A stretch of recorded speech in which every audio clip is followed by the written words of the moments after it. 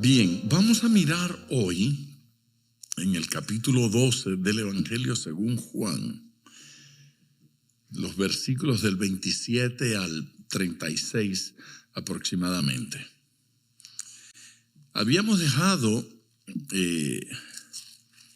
nuestro estudio en un tema, en un punto interesante, porque Jesús acababa de hacer unas declaraciones extraordinarias.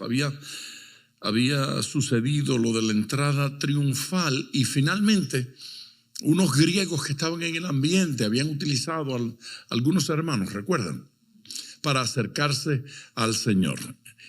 Habían utilizado recursos para llegar a Él y dijimos que eso seguía sucediendo. Gente utiliza gente para llegar a Cristo, para acercarse a Cristo, para conocerlo mejor, para relacionarse con Él. Eso no sustituye la relación con Dios de ninguna forma, pero tampoco la daña. Tampoco la mutila, porque hay cosas que nosotros vamos a conocer de Dios por otra gente, por otros que ya lo experimentaron y lo conocieron y nos comparten y nos ministran. ¿Sí? Así es que de esa forma llegamos a estos versículos que me parece a mí que comienzan de una forma muy dramática, hasta cierto punto fuerte, difícil de entender. Ese primer versículo que vamos a leer, el 27, me parece que podríamos estar toda la noche hablando de él sin ir a los próximos. Así es que voy a resistir la tentación de hacer eso para que podamos terminar los versículos. Pero ese versículo tiene tanto que pienso que todo el mundo tendría algo que decir con respecto a él. Ahora está turbada mi alma. Allí nada más nos podemos quedar. Ahora está turbada mi alma. ¿Y qué diré? Padre, sálvame de esta hora. Mas para esto he llegado a esta hora. ¿Qué versículo? Está turbada mi alma. ¿Por qué razón Jesucristo hace una declaración como esta? Es una extraña palabra en la boca de Jesús. Es extraño. ¿Cómo va a estar turbado el Señor? ¿Cómo va a estar turbado Jesús? Pero Jesús dice que hay turbación en él, turbación en su alma, sobre todo cuando los versículos anteriores son unos versículos de gloria. Es una experiencia de honor, es una experiencia, me siento tentado a que los leamos, porque había ciertos griegos entre los que habían subido a adorar en la fiesta. Estos pues se acercaron a Felipe, que era de Betsaida de Galilea, y le rogaron diciendo: Señor, quisiéramos ver a Jesús. Felipe fue y se lo dijo a Andrés. Entonces Andrés y Felipe se lo dijeron a Jesús. Jesús les respondió diciendo: ha llegado la hora para que el Hijo del Hombre sea glorificado. Qué ambiente tremendo. De cierto os digo que si el grano de trigo cae en la tierra y muere, y no muere, si no cae en la tierra y muere, queda solo. Pero si muere, lleva mucho fruto. El que ama su vida la perderá, y el que aborrece su vida en este mundo, para vida eterna la guardará. Si alguno me sirve, sígame. Y donde yo estuviere, allí también estará mi servidor. Si alguno me sirviere, mi Padre le honrará. Gloria y honra es el tema central de esos versículos. Y pasa de gloria y honra a hacer una declaración que nos turba. Nos turba que él diga que está turbado. que de dónde sale esa turbación y qué es lo que está sucediendo en Jesús para que Jesucristo haga una declaración como ese.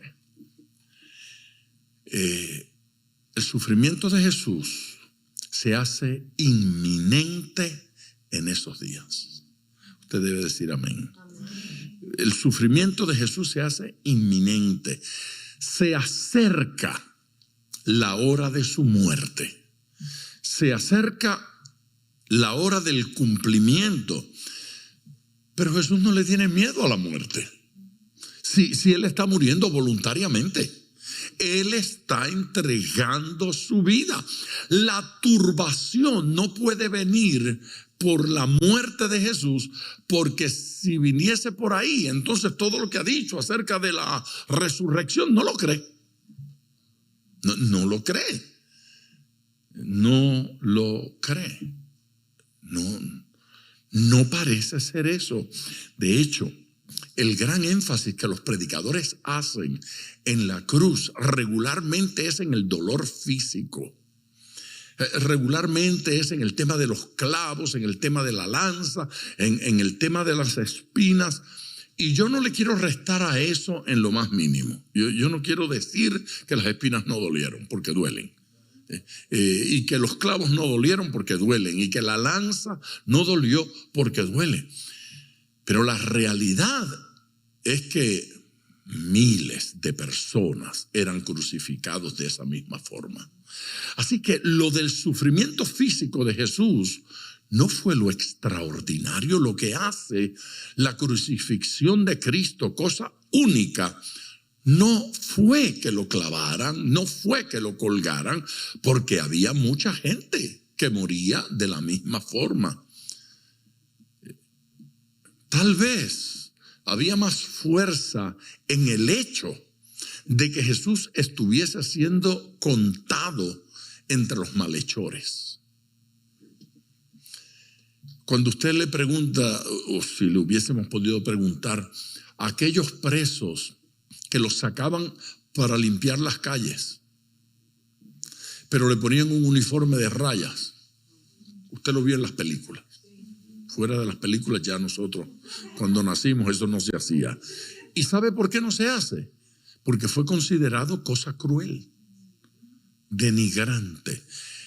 Una bola de hierro amarrada al tobillo que el pobre preso la tenía que arrastrar para ir barriendo las calles. Denigrante, humillante, vergonzoso. Entonces, no se hizo más. Al preso lo que les resultaba humillante y vergonzoso no era limpiar las calles, por eso le pagaban. Así que eso era bueno y eso lo sacaba de la cárcel, de la prisión. Eso no era malo.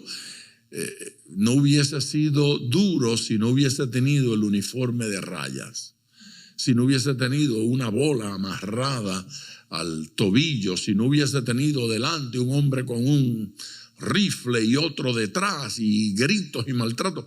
No hubiese sido humillante. Y de seguro que cualquiera de ellos hubiese dicho que barrer y el trabajar y estar no era nada sino aquello. Jesús está confrontando algo peor que el dolor físico. Y observe usted que está sucediendo y a Jesús no le han dado todavía un latigazo. En estos versículos, Jesucristo todavía no ha sido golpeado, pero hay turbación en él. No es miedo a los golpes. No entendamos eso así. Es el inicio del cumplimiento. ¿Se acuerdan aquello que dice Isaías 53, que lo vimos la vez pasada? Bueno, lo hemos visto tantas veces porque ¿cuándo es que la iglesia no considera ese versículo de Isaías 53? Me refiero al versículo 11. Verá el fruto de la aflicción de su alma. Estamos hablando de eso. Está hablando del Mesías y dice que verá el fruto de la aflicción de su alma y quedará satisfecho. Dios verá el fruto de la aflicción de su alma y quedará satisfecho. A ver, ¿la idea cuál es? La idea es que cuando Jesucristo paga por nuestros pecados, no paga porque lo clavan simplemente. No paga por nuestros pecados porque derrama sangre simplemente, o porque sufre la posición, el asfixie en la cruz. No es eso nada más. El sufrimiento de Jesucristo en la cruz, por un lado, es la vergüenza de ser tenido por culpable. ¿Sí? Difamado y contado. La Biblia utiliza la expresión contado entre esa gente, contado como uno de ellos, como un criminal más que el dolor físico. Es el dolor de ser considerado malo, tenido por herido de Dios y abatido. La gente pensando, estás pasando esa por malo, algún pecado oculto tienes, Dios te está castigando. Eso duele más que los clavos, eso duele más que la tortura física. Quedará satisfecho, ¿sí? Verá el fruto de la aflicción de su alma y quedará satisfecho. Por su conocimiento justificará mi siervo justo a muchos y llevará las iniquidades de ellos. El sufrimiento que describe Isaías acerca de Jesús trasciende al asunto del sufrimiento físico. A Jesucristo nuestra salvación le costó algo más que heridas en las manos. Le costó mucho más que heridas en los pies o heridas en el costado. Otra vez, yo no estoy pretendiendo restarle importancia a ese dolor, pero yo quiero establecer que este dolor que describe Isaías supera por mucho al otro. Este sufrimiento es extraordinario y Jesucristo lo está experimentando y todavía no ha llegado ni Getsemaní. Y aquí todavía dice Jesús, no ha sido arrestado, no ha sucedido nada, pero Él dice en sus propias palabras, ahora está turbada mi alma. Está turbada mi alma. Nuestro pecado causó su angustia. Amén. Pero su angustia causó nuestra liberación. Anótelo porque eso no se nos puede ir de la mente nunca. Sí, nuestro pecado causó su angustia, pero su angustia causó nuestra liberación.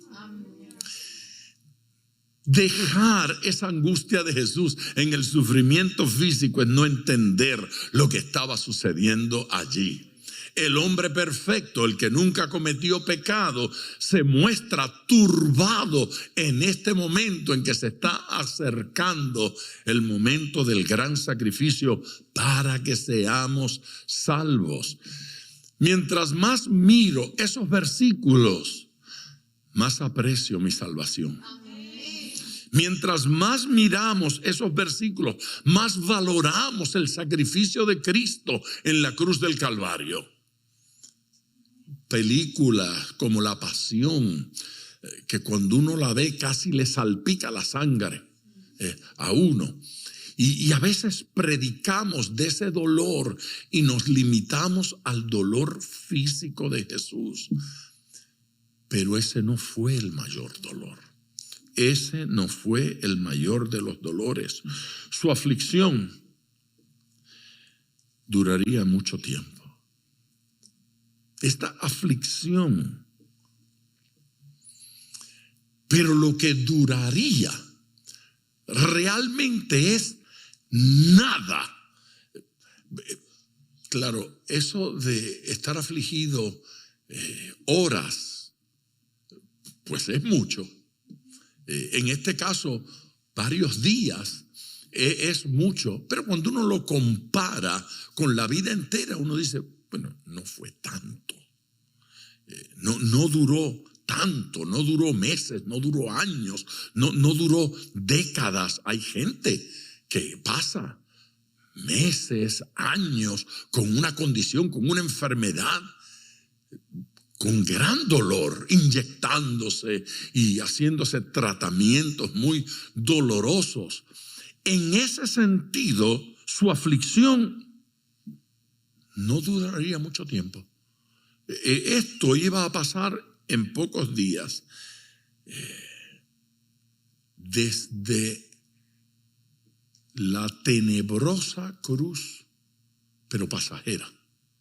Pasajera, tenebrosa cruz. Nos llegó la luz eterna. El sufrimiento allí fue pasajero. El sufrimiento allí duró poco tiempo, pero desde la tenebrosa pero pasajera cruz nos llegó algo eterno. Así es que Jesús de alguna forma está analizando cómo vale el esfuerzo de sufrir un periodo corto de tiempo para podernos entregar una gloria sempiterna. Una luz que nunca dejaría de ser. Jesús estaba pagando con un periodo de dolor algo que nosotros habríamos de apreciar por siempre. Diga amén. De modo que esa lección tiene que ser aprendida. La lección de que hay cosas por las cuales hay que sufrir un tiempo sabiendo que van a producir mucho a largo plazo. Eso es lo que considera un estudiante cuando entra en una carrera violenta en que tiene que invertir 3, 4, 5, 6 años de estudios intensos donde hay poca diversión y él dice, tengo que dedicar, pero luego tendré mi profesión y mi salario y mi prestigio y mi diploma. Y me llamarán alguna cosa importante. No es cierto, y voy a depender de eso por mucho. Miremos un par de versículos. Romanos 8, versículo 18. Digno de que lo leamos. Pues tengo por cierto, el apóstol Pablo, el apóstol Pablo. Usted puede hoy atender que voy a leer la Biblia. Pues tengo por cierto que las aflicciones del tiempo presente no son comparables con la gloria venidera que en nosotros ha de manifestarse. Pablo está aprendiendo la lección, está aplicando la lección. Eso fue lo que pasó Jesucristo. Jesucristo dijo, yo voy a sufrir violenta, agresivamente por un periodo de tiempo, pero le voy a regalar a mis hijos salvación eterna, luz eterna, bendición eterna. Pablo lo mira y entonces aplica lo mismo y dice, hay que sufrir, se sufre por la obra, se sufre en el trabajo cristiano, pero se sufre poco comparado con lo que Dios tiene para nosotros. Amén. No son comparables, dice Pablo, no son comparables con la gloria venidera que en nosotros ha de manifestarse. Aleluya. Hay que mirar así, porque si uno no mira de esa manera, se amarga con las cosas malas que le suceden. Y no falta quien hace acusaciones. Es tu falta de fe, por eso no te sanaste. Sí, es tu falta de consagración. Por eso te llegó esa prueba y ese castigo y mil disparates que uno escucha. Como si Pablo no hubiese sufrido. Como si Pedro no hubiese sufrido. Como si eso de que los arrestaban, los metían al calabozo, los tenían en el cepo. 40 palos menos uno. Eso era como que era mala palabra decir 40. Entonces, 40 menos 1. No le gusta decir 39. Pero no una vez, varias veces. Eso no puede ser tomado superficialmente. Varazos o latigazos en algún momento. Y mire, yo no sé, los latigazos no quiebran huesos, pero duelen más que si quebraran el hueso. Eso de un latigazo es una cosa terrible. Un fuete, una vara por el otro lado, cruzándole la espalda a uno y quebrándole la ropa del golpe. Esa cosa duele. Y entonces a medianoche están Pablo y Sila cantándole a Dios. No era porque le gustaban los latigazos. ¿A usted alguna vez le dieron un azote así que le dejaron el pedazo así negro, marcado, bien rojo y después se fue oscureciendo, poniendo morado? ¿Usted sabe cuándo es que más duele? A medianoche. Si le molesta la sábana, no quiere usar la pijama, tiene que ponerse, mamá tiene que levantarse y dice, no te preocupes, él no te va a dar así otra vez. Si te portas bien. Porque tú aprendiste la lección, papito. Tú no lo vas a hacer más, ¿verdad? No. Pero esa cosa late. Si la sangre, cada vez que uno quisiera, ahí es que uno decía, que se me paralice el corazón esta noche. Que no llegue más allí. Y este señor le habían dado 39 más severos que esos. No me diga que él estaba ahí feliz. No, él no estaba cantando porque le gustaba lo que estaba pasando. Él estaba cantando porque él quería honrar a Dios, glorificar a Dios, bendecir al Señor. Déjenme leerles otro versículo de esa naturaleza. Está en la segunda carta a los Corintios, capítulo 4 y versículo 17. Porque escuche, leve tribulación, diga leve. Leve. Porque dice Pablo, esta leve tribulación momentánea produce, esta es la palabra importante, produce, subráyela, márquela, póngale cosas así fosforescentes, todos los D que usted encuentre, 2D, 3D, 4D. Porque esta leve tribulación momentánea produce, ¿qué produce? En nosotros un cada vez más excelente. Cada vez esto crece. ¿Sí? Crece, va en aumento. Y va en aumento no porque la gloria de Dios crezca ni porque Dios crezca, sino porque nuestra percepción, nuestra comprensión de esa realidad, y en la medida en que maduramos, vemos más grande su gloria. ¿Sí? Gente mira a los cristianos y dice, ¿y por qué se emocionan tanto? Tranquilo, a ti te llega lo tuyo. Cuando madure, cuando crezca, cuando conozca a Jesús, va a entender por qué es emocionante ser cristiano. Porque esta leve tribulación momentánea produce en nosotros un cada vez más excelente y eterno peso de gloria. No mirando nosotros las cosas que se ven, sino las que no se ven. Pues las cosas que se ven son temporales, pero las que no se ven, dígalo, son eternas. Son eternas. Entonces el apóstol Pablo dice, es que hemos aprendido a no estar tan atento a lo que se ve, que es temporal, sino a lo que no se ve, que son las cosas eternas y son nuestras, son para nosotros. Así que Jesús dice, estoy turbado. Pero esa turbación de Jesús, ese peso que había sobre los hombros de Jesús, no era por lo físico. Eso tendría algo.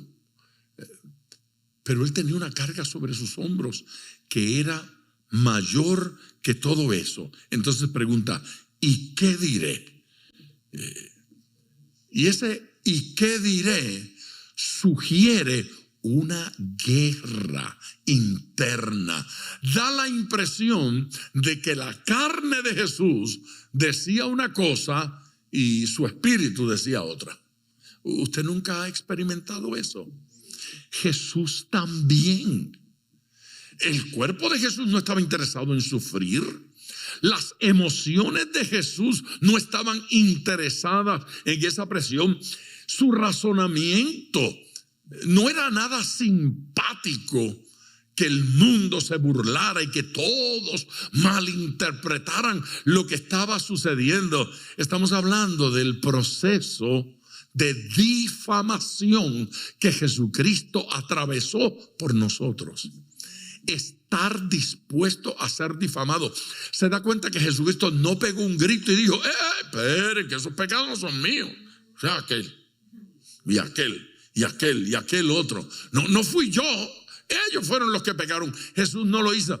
Eso de que como cordero fue llevado al matadero y no abrió su boca, siempre lo interpretan de que le dieron palo. El cordero nunca dijo, ¡ve! Eso es lo más simple de todo esto. Pero Jesús no acusó. A Jesús lo acusaron de pecado y guardó silencio y no lo difamó a usted. No me difamó a mí. Él pudo haber dicho, no fui yo, es aquel que se cree predicador. Aquel es el que pecó. Jesús no hizo eso. Jesús aceptó la carga del pecado sobre él. Gente, la presión es psicológica. La presión es emocional. Por eso Jesús habla de turbación. ¿Y qué diré? Pues no va a decir nada. Lo va a aceptar.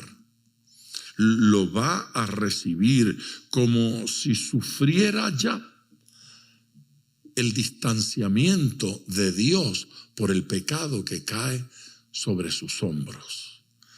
Y a la pregunta de cuándo esos pecados se depositaron sobre los hombros de Jesús, los nuestros, pues es evidente que ya Él está sintiendo ese impacto. Las consecuencias de la acción salvífica se está sintiendo. Distanciamiento del Padre, los pecados sobre sus hombros, todo sale mal para que nosotros salgamos bien en ese proceso. Amén.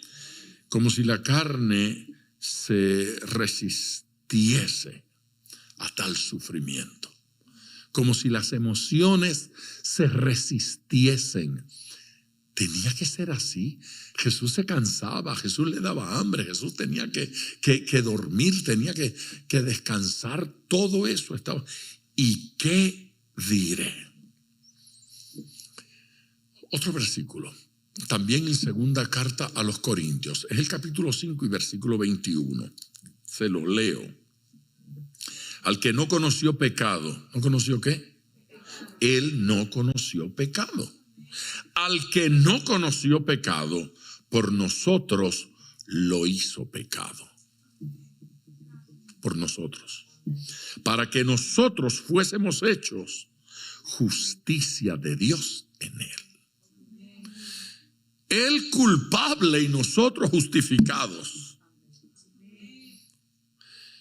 La expresión es, Padre, sálvame de esta hora. Él preguntó, ¿y qué diré? voy a decir, Padre, sálvame de esta hora. Mire, esa frase o esa oración tiene una guerra teológica de 2000 años. Sí, eso es. Desde que hay texto que se consulta, hay guerra con eso. En algunos documentos aparece como pregunta y en otros documentos no. Entonces, donde no aparece como pregunta, algunos se aferran a esa, no es una pregunta, es una declaración: Padre, sálvame de esta hora. Y los que hacen eso, habría que decirles que entonces Jesús utilizó la expresión como en el Getsemaní. En el Getsemaní la expresión del Señor fue: pasa de mí esta copa, pero no lo que yo quiero, es tu voluntad la importante. Si es posible, pasa de mí esta copa. En caso de que ese fuese la intención, entonces la respuesta sería esa. Pero en casi todas las versiones de la Biblia, en casi todas, aparece como pregunta. La mayoría de los teólogos han concluido, de los traductores de Biblias, han concluido que el contexto sugiere que es una pregunta. ¿Y qué diré? Padre, sálvame de esta hora. Mire el contexto: mas para esto he llegado a esta hora. ¿Qué diré? Líbrame de esto. Pero, ¿qué sentido tiene esa petición si a eso vine? A eso vine. Así es que, sin importar cómo tomemos esa oración, si como pregunta o como declaración, la conclusión es la misma. Sea que de alguna forma está preguntándolo o que de alguna forma está pidiéndolo, como quiera, la conclusión es la misma. La conclusión es: a eso vine. No vine a otra cosa, a eso vine. Yo sé cuál es tu voluntad y yo sé lo que tengo que hacer. A eso vine. Se da cuenta que tenemos que aprender que en la vida hay momentos en los cuales, y son muchos, uno tiene que decir: ¿a qué fue que vine? ¿Cuál es el propósito de mi vida? ¿Para qué existo? ¿Para qué me tiene Dios aquí? Bueno, es para esto, vamos allá. Lo importante no es qué me gusta y qué me resulta agradable. Lo importante es cuál es el plan de Dios con mi vida. Y Jesucristo dijo: yo sé cuál es. A eso vine. De esto se trata. No se trata de otra cosa. Padre, sálvame de esta hora. Voy a pedir así. Voy a rogar así. No. Como en Getsemaní, no mi voluntad, sino la tuya. No lo que yo quiera, no lo que me guste, no lo que le agrade a mi cuerpo, no lo que mi mente desea, no lo que mis emociones desean. Jesús dice: la tuya, tu voluntad es la importante.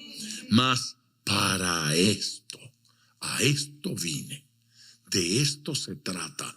Aprendamos eso. Les voy a leer otro versículo, está en Hebreos. Hebreos capítulo 12 nos va a ayudar en esto. Puestos los ojos en Jesús, ¿sí? El escritor de la carta está diciendo cómo es que hay que pasar los momentos difíciles. Puestos los ojos en Jesús, el autor y consumador de la fe, el cual, escuche, y el escritor dice: yo aprendí esto, el cual, ¿sí?, es ese que lo llama consumador de la fe y autor y consumador de la fe, o sea, Jesucristo.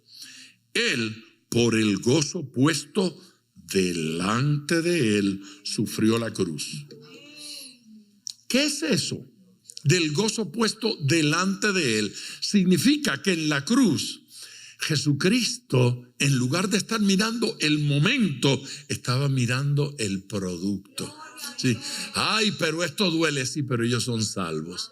Ay, pero esto duele, sí, pero ellos son liberados. Ay, pero esto duele, pero le doy luz al mundo. Le doy una opción. Esto es para que puedan salir de su crisis. Así es que en lugar de mirar el sufrimiento presente, extendió los ojos y miró, contempló el gozo puesto delante de sí. Y dice, menospreciando el oprobio, y se sentó a la diestra del trono de Dios. Aleluya. Así que todos los insultos los tuvo por poco. Menospreció. Ni me importa lo que el mundo diga de mí, con tal de salvar a los seres humanos, a la gente. Amén. Más para esto, no, ese más para esto no debe ser malinterpretado. Padre, sálvame de esta hora. Más para esto.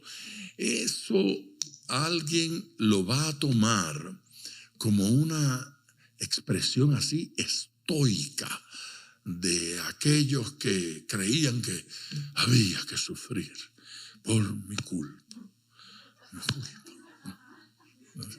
Latigazo. Hay que sufrir. Eso no fue dicho así.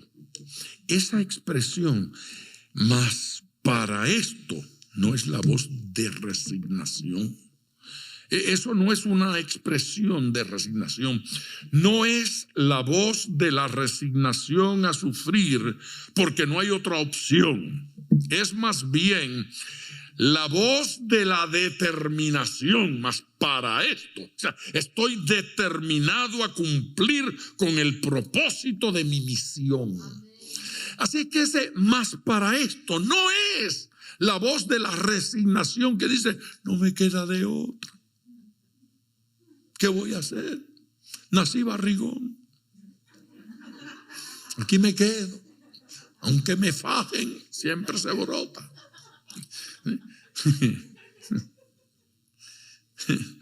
No, esta no es la voz de la resignación.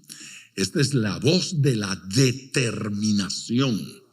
Jesús estaba determinado a salvarle.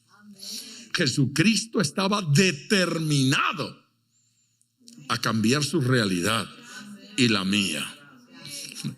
Vamos a dejar el versículo porque voy a seguir. Vamos al próximo. Padre, glorifica tu nombre.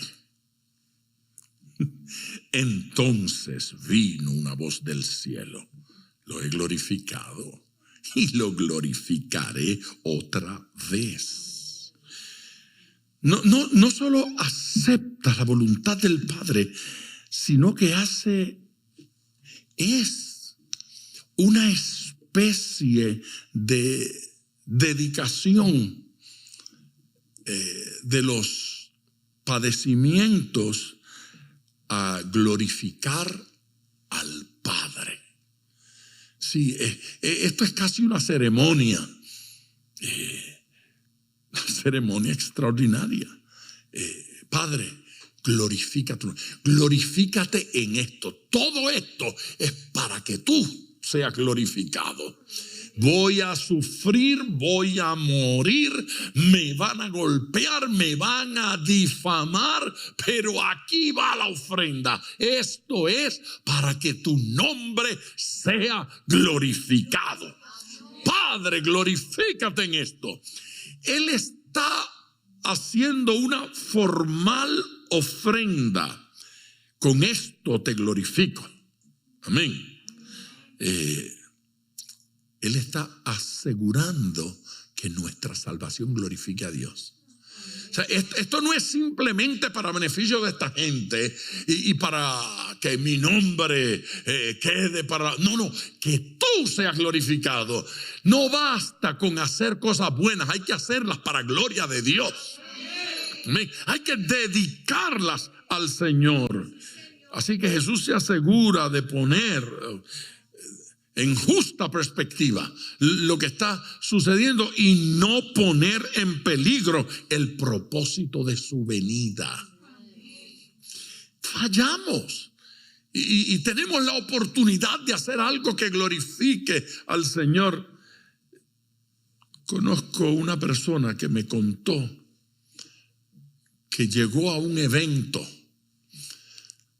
No quiero dar muchos detalles porque no quiero que identifiquen de qué se trata, pero este señor llegó para predicar un día a un evento.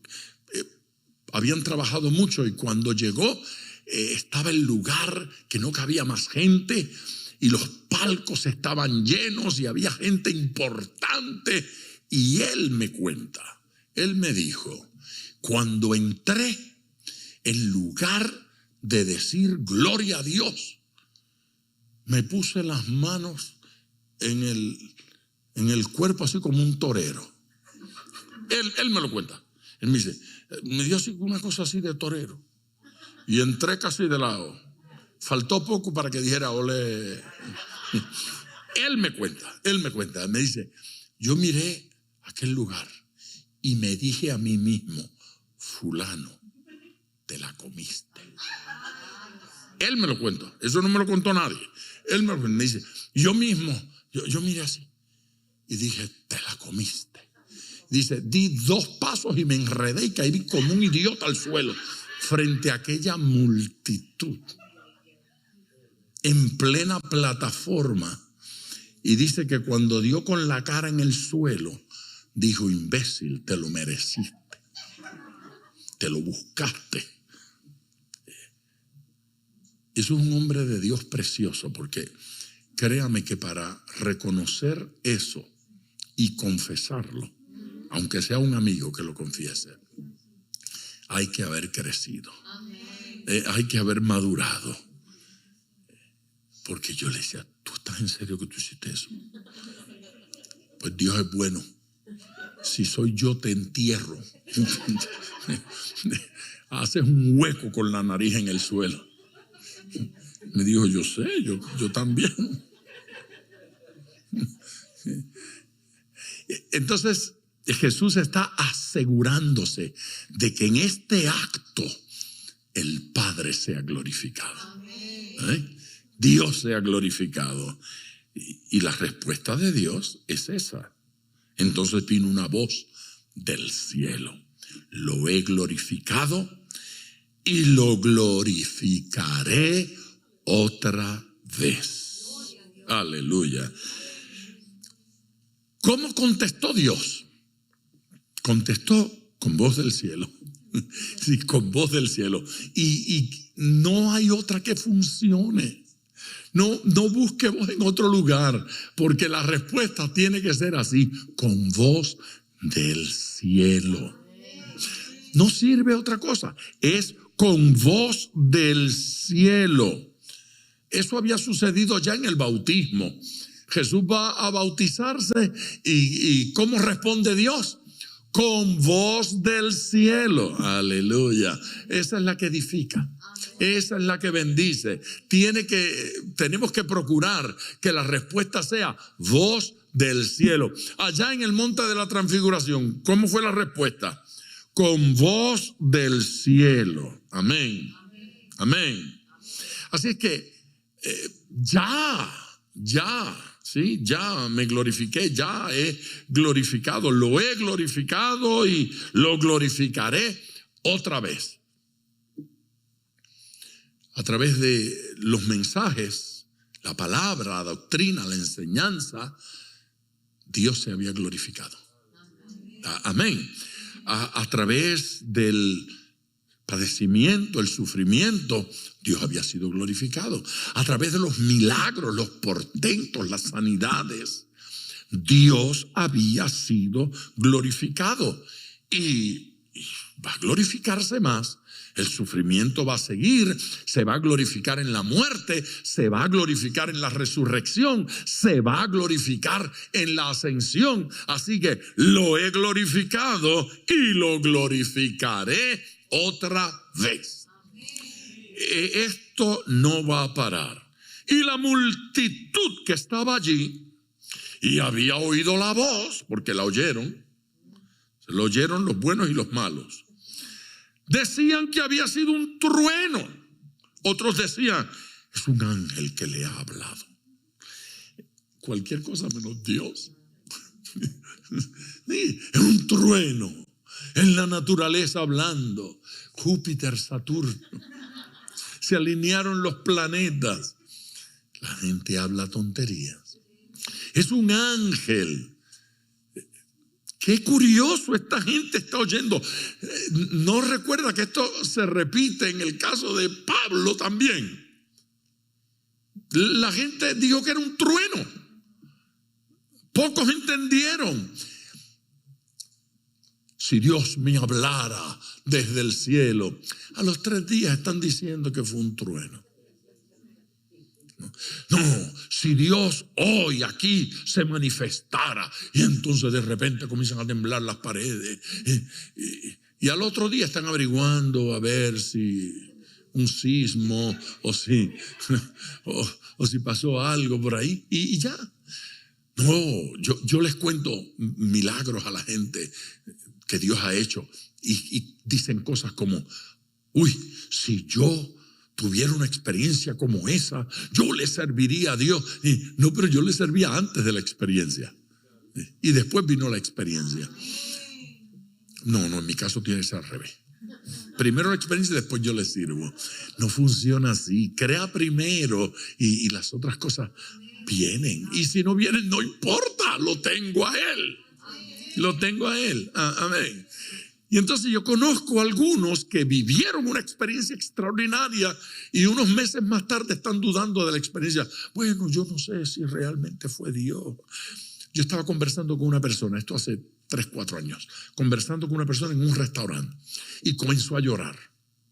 Y me dijo, Dios me ha hablado y no sé cuánto. Se montó en el carro, se fue, nos despedimos. Y unos minutos más tarde me llamó. Pastor, estoy glorioso, se metió la gloria de Dios aquí en mi carro, me orillé aquí a orar y a darle gracias, cuente conmigo, mire que yo, bueno, estaba todo emocionado, una cosa terrible. Pasaron los meses y un día nos encontramos y le digo, hermano, cuénteme otra vez aquella experiencia. ¿Qué experiencia? Lo que le pasó en el carro ese día, ¿se acuerda que estábamos hablando? No sé, uno se emociona. No funciona eso de basar mi consagración en experiencias. Es en fe. Es en fe. La fe es la que provoca que las experiencias sirvan de algo. Pero usted no puede basar su fe en las experiencias. Es lo contrario. Las experiencias son el producto de fe, de relación con Dios. Amén. Sería glorificado en todo, absolutamente todo. Pero la multitud pensaba que eran cosas distintas. Trueno, un ángel. El mundo está lleno de esto. Vamos al próximo versículo, que me parece que lo necesitamos. Respondiendo Jesús dijo,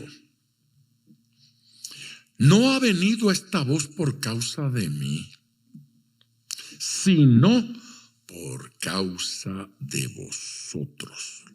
La razón de esta voz. ¿Qué quiso decir Jesús con no vino por causa de mí? ¿Recuerdan la oración de Jesús cuando resucitó a Lázaro? Yo sé que tú siempre me oyes. Oré por estos, para que estos sepan y comprendan y capten. Yo no necesitaba hacer esa oración, pero por ellos, por ellos oré. Ahora sucede lo mismo. Miren, esa voz que oyeron no vino por causa de mí.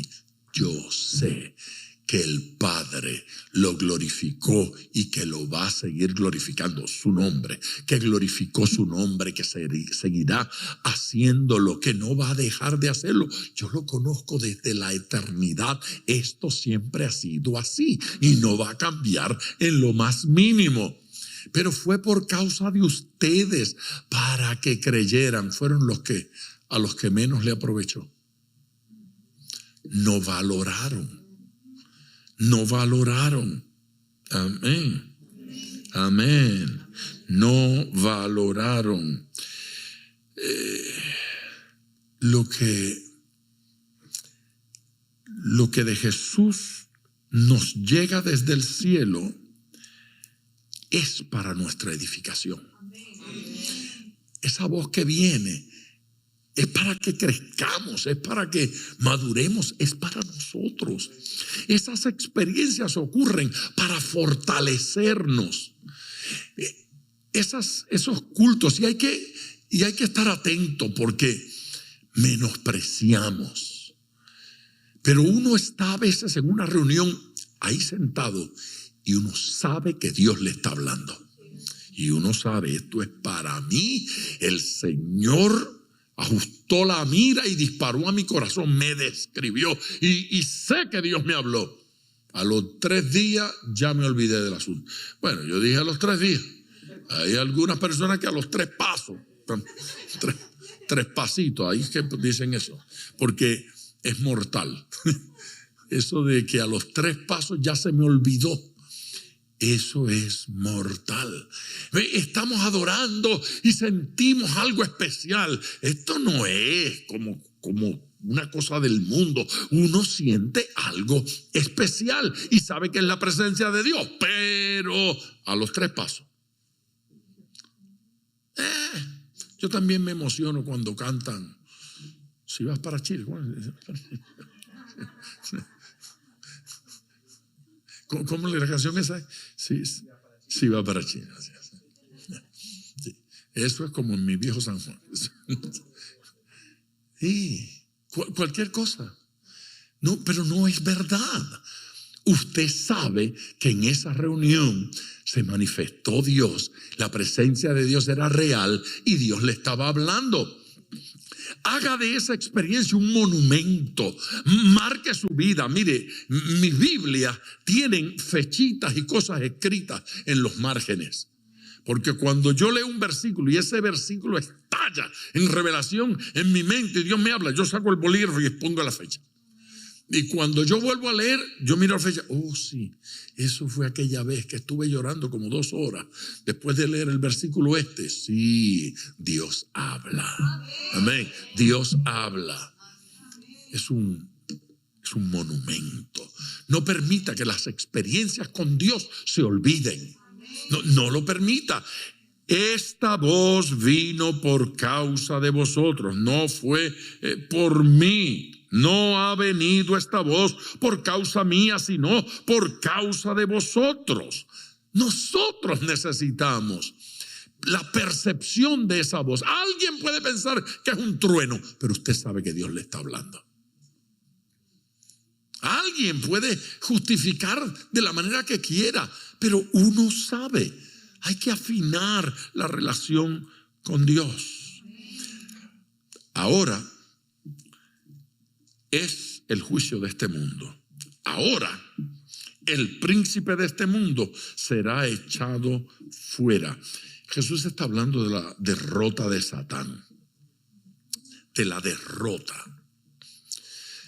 Me preocupa cuando veo un énfasis tan grande en entender a Satanás y a los príncipes y a las potestades y un estudio tras estudio continuo. Es una búsqueda de entender lo diabólico. Usted sabe qué es lo que hay que entender sobre lo diabólico, que en la cruz del Calvario Jesucristo lo venció.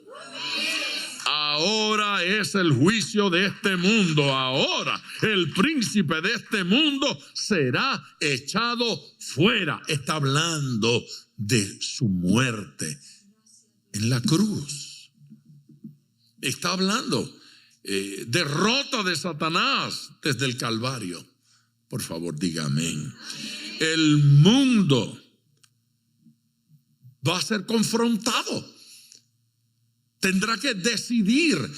Jesucristo vino a este mundo a resolver el problema del pecado y todo ser humano tiene que responder sí o no, a favor o en contra. ¿Le sirvo o sigo en lo mío? ¿Me interesa o estoy muy ocupado?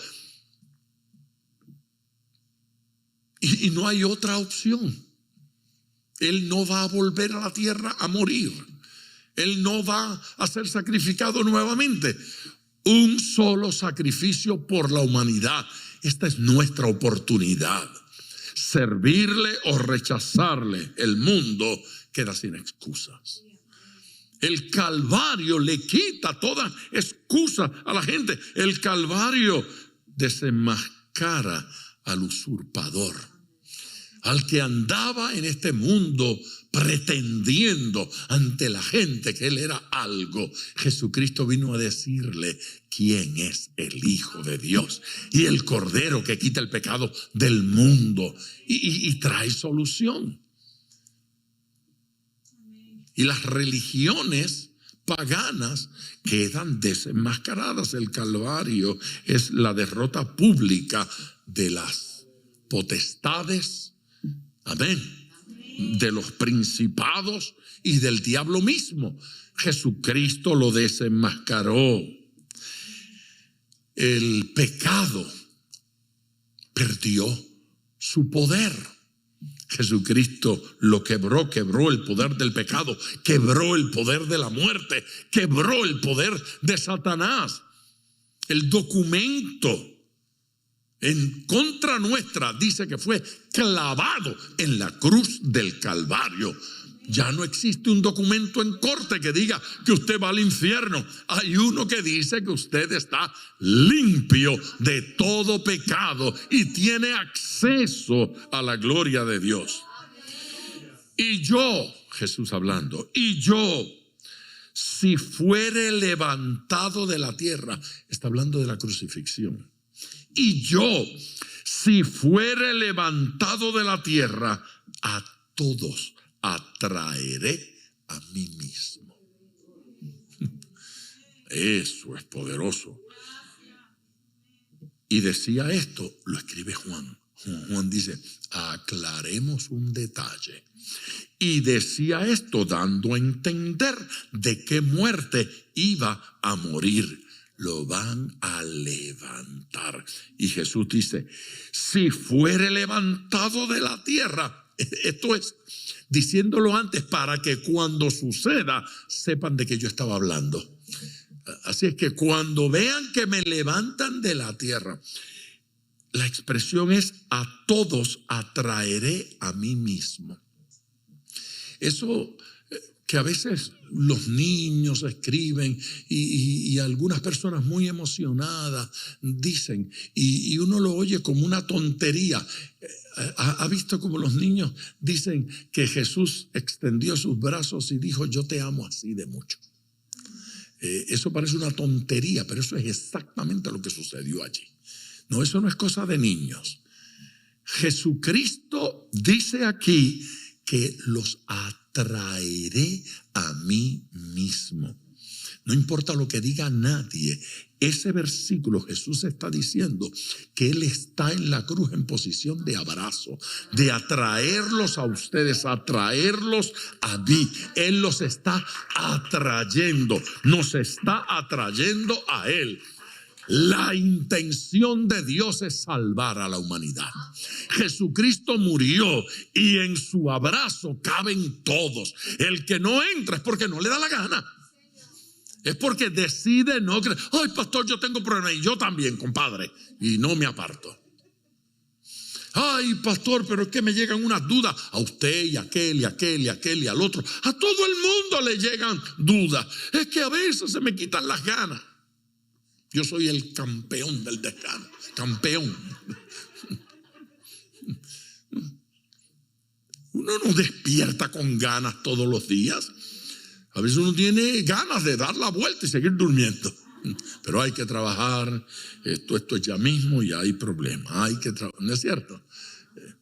Sí, hay que hacerlo. Y yo, si fuere levantado de la tierra, a todos atraeré a mí mismo. El designio de Cristo es atraerlos a todos. No a algunos, no a unos pocos, a todos. La cruz es el centro de atracción del universo, del mundo entero. El centro de atracción es la cruz, es Él. Allí es a donde hay que llegar. El centro de atracción no son los parques. Eso es atracción para otra cosa. Pero a Cristo es el centro de atracción. Allí es que está el tesoro. Amén. Allí es donde está el tesoro. De modo que corramos hacia Él. Vamos hacia allá. Allá está nuestra riqueza.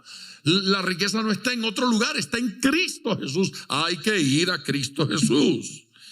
Amén. Así que esto lo decía acerca de la forma en que iba a ser sacrificado, crucificado, clavado y levantado.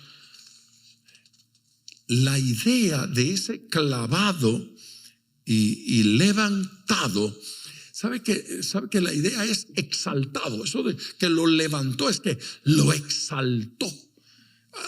La cruz del Calvario es la exaltación de Dios a Cristo. Lo levantó. El diablo estaría haciendo una fiesta de otra naturaleza, siempre en ignorancia. El tipo no aprende. La Biblia dice que es astuto, pero no inteligente, ni sabio. Entonces Jesucristo fue exaltado, levantado por el Padre. No fueron los hombres, no fueron los romanos ni los judíos. Fue Dios que lo levantó para que atrajera, ¿sí? Para que atrajera. Lo levantó para que todo el mundo lo pudiera ver, ¿sí? Por eso es que dice, mirad a mí y sed salvos, todos los términos de la tierra. Ha sido exaltado para que lo miremos. Hay gloria en eso de sufrir por otro. Hay gloria. Así es que cuando a usted Dios le permite sufrir por otro, cuando alguien lo maltrata, Dios lo está exaltando. Dios no lo está maltratando, Dios le está exaltando. Cuando uno puede callarse y no responder, no fui yo, fue este.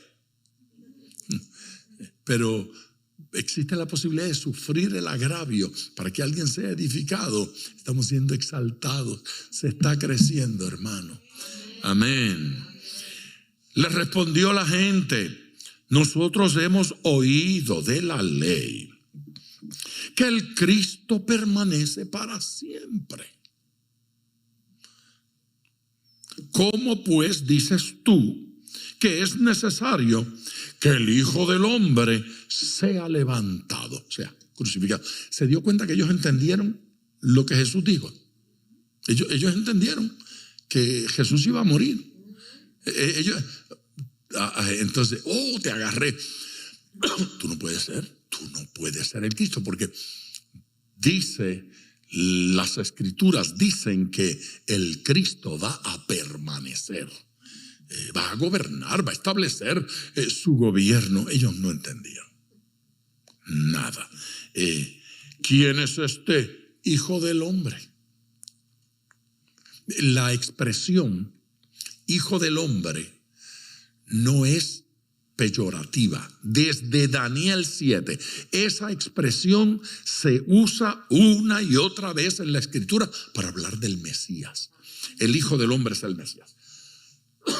Perdón, Dios viniendo a salvar. ¿Dónde están mis recursos para resolver la tos? Aquí está. Estos son recursos de viejo.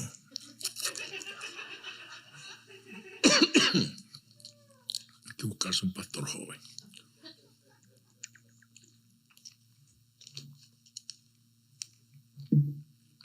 A ver. Perdón. ¿Cómo pues dices tú que es necesario que el Hijo del Hombre sea levantado? ¿Quién es este Hijo del Hombre? Ellos lo están utilizando peyorativamente, pero eso es un término glorioso. Glorioso, es precioso. Están confundidos con las dos venidas de Cristo. Están confundidos. Están confundiendo la primera y la segunda. No ven la diferencia. Ustedes saben que eso está tan claro en el Antiguo Testamento que hay rabinos judíos, no cristianos, que enseñan que hay dos Mesías. Y eso es popular. Eso no es como que un rabino que se murió. No. Hoy. Creen que hay dos Mesías. Incluso, en algún lugar leí una vez que uno de ellos decía que el primer Mesías va a morir y el segundo Mesías viene para resucitarlo. Así de enredados están.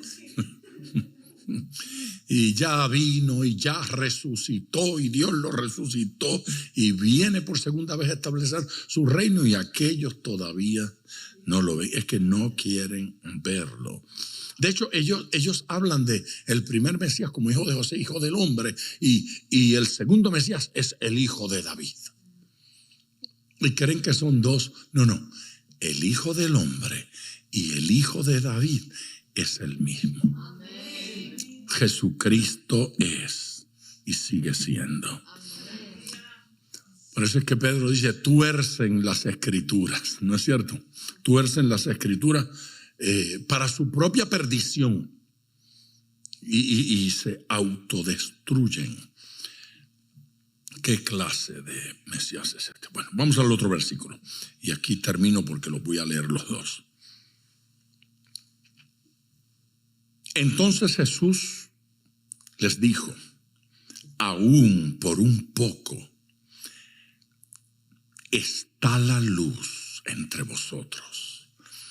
Andad entre tanto que tenéis luz, para que no os sorprendan las tinieblas, porque el que anda en tinieblas no sabe a dónde va.